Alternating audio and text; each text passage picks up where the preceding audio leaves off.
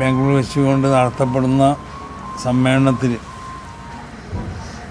സമസ്ത കേരള ജമിയത്തുൽ ഉലമയുടെ മഹാന്മാരാകുന്ന നേതാക്കന്മാർ, മറ്റ് പ്രമുഖ വ്യക്തിത്വങ്ങൾ, പ്രത്യേകിച്ച് കർണാടക മുഖ്യമന്ത്രി സിദ്ധരാമയ്യ, ഉപമുഖ്യമന്ത്രി DK അടക്കമുള്ള നേതാക്കന്മാർ പങ്കെടുക്കുന്ന വലിയൊരു പരിപാടിയായിരിക്കും. അതിൻ്റെ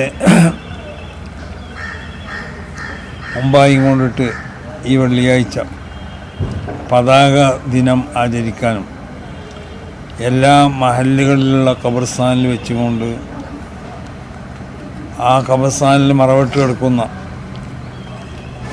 സമസ്ത കേരള ജമിയത്തുൽ ഉലമയുടെ നേതാക്കന്മാർ മറ്റ് എല്ലാ മുസ്ലിമീങ്ങൾക്ക് വേണ്ടിയും പ്രത്യേകം ദുആ ചെയ്യാൻ വേണ്ടിയും അവരെ ഖബറുകളൊക്കെ സിയാറത്ത് ചെയ്യാൻ വേണ്ടിയും മറ്റ് നമ്മളോട് ബന്ധപ്പെട്ട മറ്റുള്ള എല്ലാ കാര്യങ്ങൾക്ക് വേണ്ടിയും, പ്രത്യേകിച്ച് ഫലസ്തീൻ പോലത്തെ രാജ്യങ്ങളിൽ ഇന്ന് നടമാടിക്കൊണ്ടിരിക്കുന്ന കിരാതനമാവുന്ന പല പ്രവർത്തനങ്ങളും മർദ്ദനങ്ങളുമാണ്.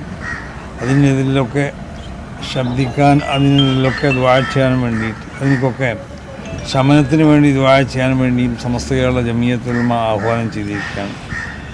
അതിൻ്റെ അടിസ്ഥാനത്തിൽ ഇന്ന് ഈ കേരളത്തിലുള്ള എന്നല്ല നമ്മളോട് ബന്ധപ്പെട്ട എല്ലാ ഖബർസ്ഥാനിലും സിയാറത്ത് നടത്തപ്പെടും, പതാക ദിനം ആചരിക്കപ്പെടുകയും ചെയ്യും.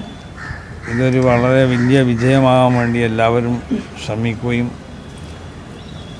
ഇതിനോട് സഹകരിക്കുകയും പ്രാർത്ഥിക്കുകയും ചെയ്യണമെന്ന് എല്ലാവരോടും പ്രത്യേകമായി ഉണർത്തിക്കൊണ്ട് അവസാനിപ്പിക്കുന്നു. അസ്സലാമു അലൈക്കും.